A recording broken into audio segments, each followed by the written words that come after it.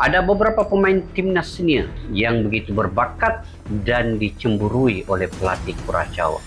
Jom kita semak video ini, guys.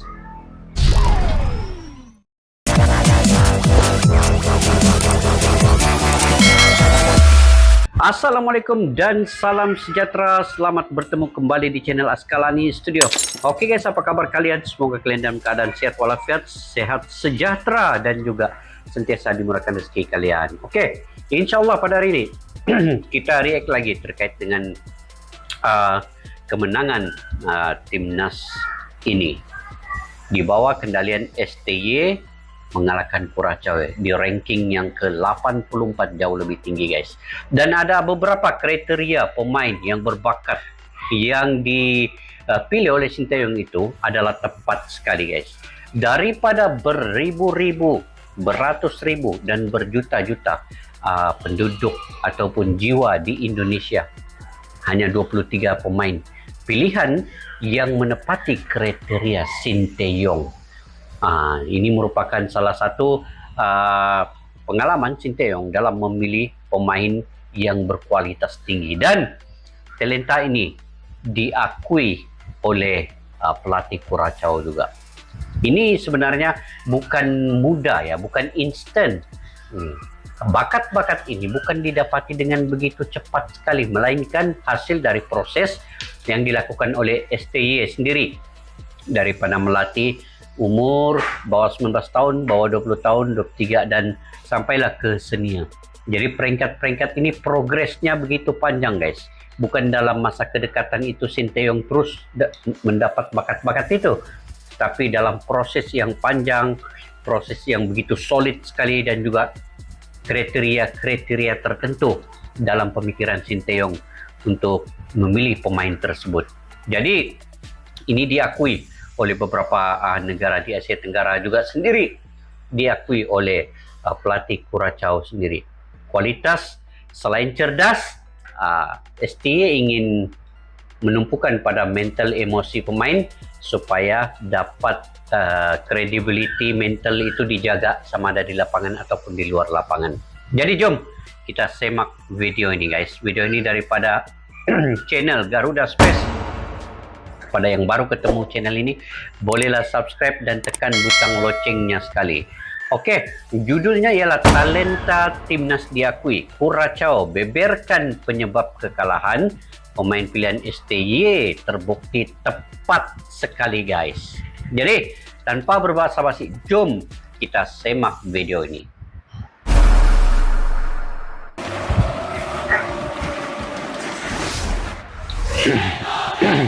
Garuda Space, guys, jangan lupa subscribe channel ini. Kagumi Timnas Indonesia pelatih Curaçao puji dua penggawa Garuda. Oh, puji dua penggawa Garuda. Siapa itu, guys? Kita lanjut sama-sama ya. Timnas Curaçao Remco Picentini menegaskan datang ke Indonesia tidak dengan tangan kosong. Picentini mengakui telah mengantongi sejumlah informasi tentang Timnas Indonesia. Hal itu bisa didapatkan lantaran Picentini mengaku memantau performa Timnas Indonesia di sepanjang 2022. Picentini sendiri menganggap bahwa Timnas Indonesia memiliki talenta yang luar biasa. Dari 23 nama pemain yang dipanggil dalam ajang FIFA Matchday kali ini, dua penggawa Garuda mendapatkan sorotan sendiri bagi pelatih 54 tahun tersebut. Maksudnya, guys, pelatih Curaçao ini sebelum datang ke Indonesia, dia telah pun menganalisa setiap permainan Indonesia itu daripada awal 2022 sehinggalah sekarang ini. Jadi dia mengetahui sesiapa pemain yang mempunyai bakat yang tersendiri dan juga kualitasnya yang paling bagus ya. Oke, kita lanjut, guys.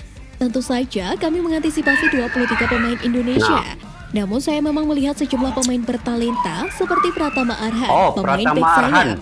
Saya rasa dia sangat baik. Kemudian juga sang kiper Nadeo Argawinata. Kiper punya Nadeo nih. Picentini. Meskipun di atas kertas diunggulkan, namun Picentini menegaskan tak berbesar kepala lantaran permainan Timnas Indonesia di bawah asuhan Sinteyong kerap memberikan kejutan. Pelatih kelahiran Belanda tersebut juga terkesan dengan Indonesia. Tidak saja keramahan warganya, tetapi juga fasilitas sepak bola. Di lain Fasilitas sisi, pun duel lawan bagus ya. Curaçao ini sejalan dengan visi PSSI yang ingin timnas Indonesia mendapatkan lawan dengan kualitas di atas. Dengan duel lawan tim 10 besar dunia, timnas Indonesia bisa mengukur kekuatan mereka saat ini. Wah, Sekaligus sebagai upaya untuk menaikkan posisi di daftar ranking FIFA.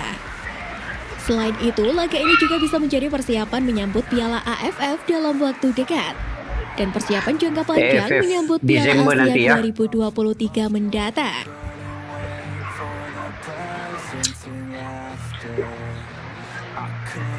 banyak jaringan-jaringan gol-gol cantik Indonesia nih kan. Pemain yang tak dilirik STY meski moncer di Liga 1. Oh, ada juga pemain yang tidak dilirik walaupun dia moncer di Liga 1. Pertama, Ilyas Pasojevic.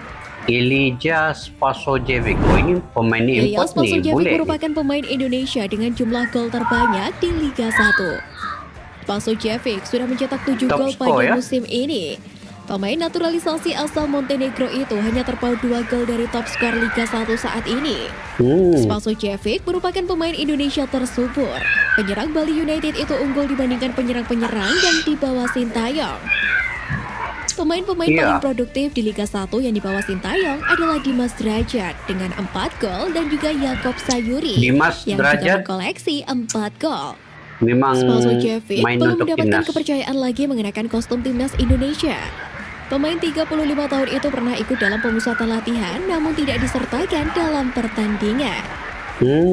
Kenapa ya? Tapi Sinteyong memang punya Kedua, kriteria Fadil tersendiri. Sausu. Fadil Sausu. Rekan Spasojevic di Bali United, Fadil Sausu merupakan raja asis Liga 1 Kapten hingga nih. saat ini. Fadil mengkoleksi 6 asis hingga pekan ke-10. Gelandang yang pernah memperkuat Persik Kediri dan Mitra Kukar itu mengungguli sederet nama asing seperti Bruno Dibal dan Ramiro Vergonzi. Maksudnya guys, walaupun pemain ini hebat ya di Liga 1, tetapi Sinteyong tidak semestinya dia akan mengambil pemain ini, memilih pemain ini. Karena apa? Karena Sinteyong mempunyai kriteria yang tersendiri sebenarnya, yang lagi melalui pengalamannya dulu di Eropa sebenarnya Sinteyong ini. Dia bawa pengalaman di Eropa, dia melihat cara latihan. Nah, itu dia memikirkan yang begitu. Walaupun di Liga 1 itu bermain bagus, tetapi akhirnya tidak dipilih guys. Sinteyong Selain itu, banyak Fadil juga unggul atas beberapa kriteria dia. pemain naturalisasi seperti Beto Gonçalves dan Stefano Lillipali. Pemain pilihan Sintayong yang memiliki asis terbanyak di Liga 1 adalah Yakob Sayuri ini yang 3 ada, kali Yakob mengirim Sayuri umpan ini. matang untuk menjadi gol. Fadil tidak memiliki sejarah panjang di timnas Indonesia. Tercatat pemain 37 tahun itu baru sekali pernah juga menjadi lah. bagian skuad Garuda saat melakukan uji tanding, yakni melawan Kamboja pada 5 tahun lalu. Lama sudah, 5 tahun lalu ya, Fadli. Ketiga, Andritani Ardiasa. Andritani Adriasa. Oh, ini Kali terakhir penjaga gol. Andritani Ardiasa menjadi kiper timnas Indonesia adalah pada 2019. Tepatnya di ajang kualifikasi Piala Dunia 2022. Sejak 2019 masa Simon ya. McManamy menjadi pelatih, namanya perlahan tergeser. Kendati sempat masuk dalam daftar pemain timnas Indonesia, pelatih memilih kiper lain sebagai starter. Musim ini Andritani mencatatkan penampilan impresif bersama Macan Kemayoran di Liga 1. Andritani menorehkan 36 penyelamatan dan menempati posisi teratas di kategori top save. Wih, Andritani mengungguli Boleh tahan kiper-kiper juga. yang dipanggil oleh Sintayong ke timnas Indonesia, seperti Emriandi dan Nadeo Argawinata.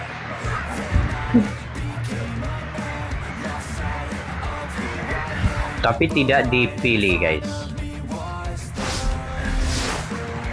Pengakuan Kapten Curaçao Curaçao tentang tentang timnas timnas Indonesia. Indonesia. Apa pengakuannya nih guys? Menghadapi timnas Indonesia di ajang FIFA Matchday, Kapten Curaçao, Cuco Martina mengklaim telah mengetahui beberapa informasi tentang timnas Indonesia. Oh, Martina mengaku sudah mengetahui timnas Indonesia diperkuat oleh klub yang merupakan pemain naturalisasi. Dia pun menjelaskan sudah Betul, mendapatkan informasi mengenai kekuatan skuad Garuda karena orang-orang di Belanda. Saya tahu Bart Klok, dia orang Belanda. Tapi saya memiliki banyak teman di Belanda dan mereka memberitahu saya soal Indonesia. kata Martina. Meskipun begitu, Martina menjelaskan timnya masih mengalami kekalahan usai melakukan penerbangan jauh untuk menghadapi Indonesia. Namun, pemain berusia 32 tahun itu Terkejut mengatakan dorang, guys, tak mempengaruhi fokus timnya selama dengan pertandingan. kekuatan Indonesia.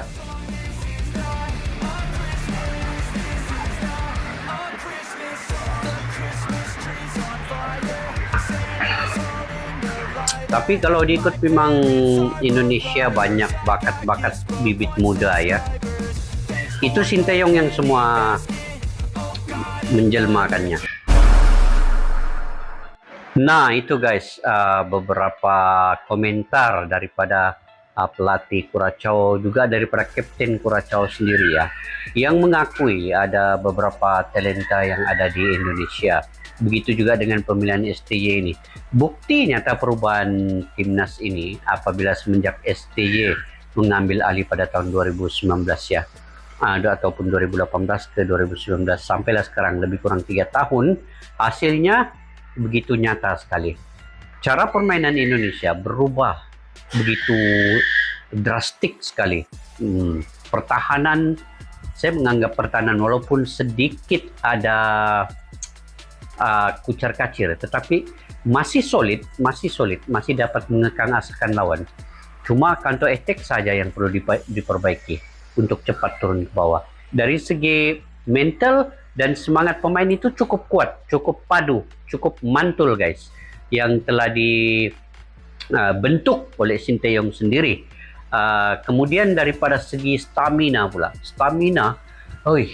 saya pun terkejut juga ya, stamina pemain Indonesia itu selama 90 menit permainan begitu cergas sekali, terus lari, turun atas, turun ke bawah, turun atas. Itu memerlukan sebenarnya latihan yang cukup, bukan senang untuk pemain itu membina stamina dengan begitu kental sekali dalam masa 90 menit, tidak henti-henti berlari guys. Jadi cara latihan Sinteyong itu memang keras, dan itu terbukti juga melalui stamina itu. Kita boleh lihat bagaimana tersusunnya setiap pemain membentuk kriteria masing-masing.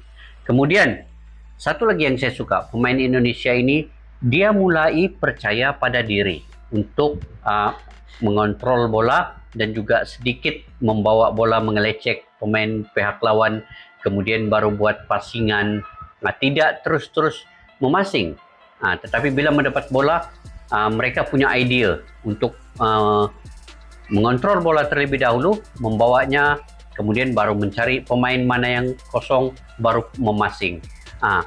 Itu sebenarnya amat sukar untuk pemain-pemain yang kalau tidak dibimbing dengan baik oleh pelatihnya, oleh juru latih itu, pasti pemain itu akan cepat teragak-agak untuk memasing bola. Tetapi pemain-pemain Indonesia semua dapat sistem yang dibentuk Sinteyong, kepercayaan pada diri.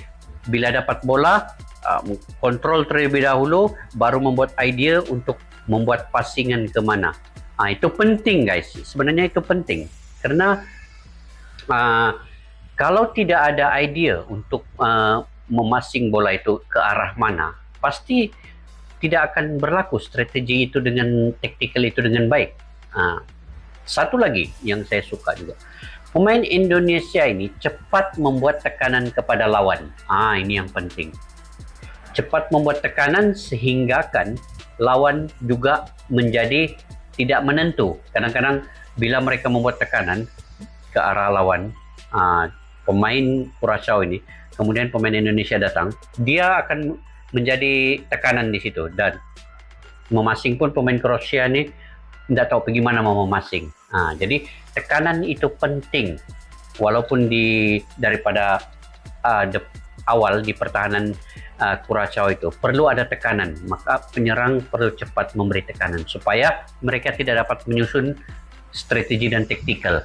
Jika dibiarkan guys, dia pemain-pemain Curaçao ini membuat selesa, tidak ada tekanan, maka itulah berlaku tekanan juga kepada pemain Indonesia nanti, dan mereka mudah untuk mengatur strategi dari bawah sehinggalah ke atas dan mencetak gol. Jadi Indonesia punya kriteria yang tersusun, formasinya tersusun daripada tekanan yang diberikan sampailah susun atur permainan. Apabila mereka mendapat bola, mereka kontrol bola, baru memasing, menggunakan idea.